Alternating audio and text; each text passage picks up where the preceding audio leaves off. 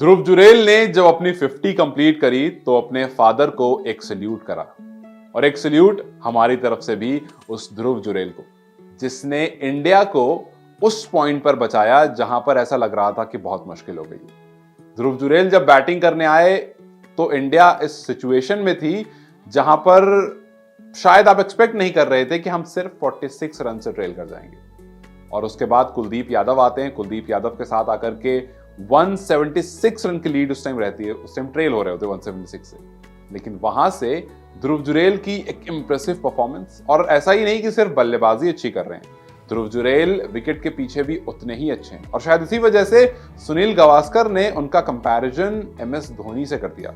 सुनील गावस्कर ने कहा कि गेम अवेयरनेस जब मैंने देखी ध्रुव जुरेल की तो मुझे धोनी याद आ गए और मुझे लगा कि इस लड़के में कोई बात है, ये MS धोनी जैसा है।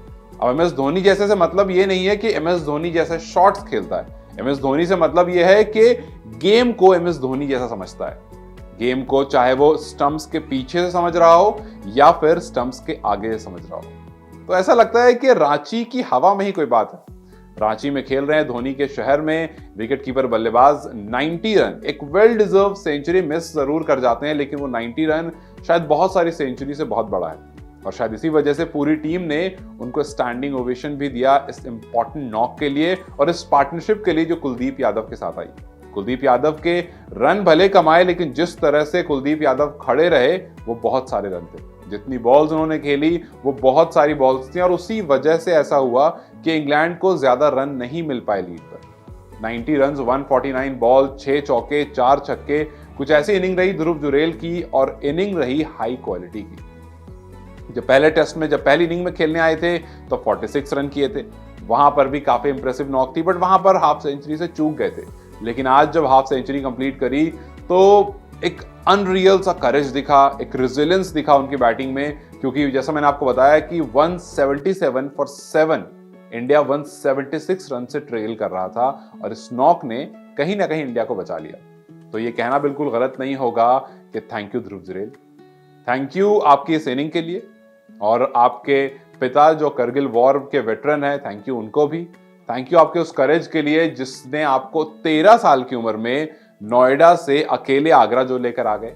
आप अकेले आगरा आए जब आपको पता था, आपकी कला पता थी, और शायद इस वजह से आप अकेडमी में गए, आपने अपने कोच से कहा कि आप मुझे रख लो, क्योंकि जिस दोस्त के भरोसे मैं यहाँ आया था वो मेरा कॉल नहीं उठा रहा है, तो अब आप ही हो जो हो। और उन्होंने, कोच ने कहा कि मुझे कुछ दिखा था इस लड़के में और मैंने उसको रख लिया।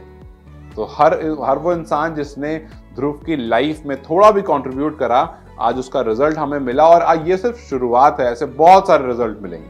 थैंक यू उनकी माँ को भी, जिन्होंने पहली किट दिलाने के लिए अपनी ज्वेलरी बेच दी, और ऐसे छोटे छोटे बहुत सारे कंट्रीब्यूशन आए, तब जाकर के ध्रुव जुरेल बना है।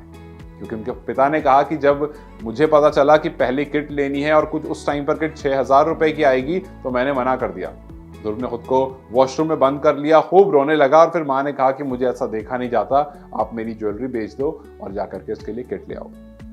उस टाइम पर तो वो शायद उतने खुश नहीं थे, क्योंकि वो उन्हें लग रहा था मैं एक जिद को पूरा कर रहा हूँ, लेकिन उनको नहीं पता था कि वो एक सपने को पूरा कर रहे हैं। उस सपने को जो दुनिया का तो नहीं, लेकिन हाँ हिंदुस्तान का शायद हर एक लड़का देखता है, और लड़का नहीं, अब तो लड़कियां भी देखती हैं, क्योंकि हम देख रहे हैं किस तरह से क्रिकेट ग्रो कर रहा है मेंस और विमेंस दोनों में ही।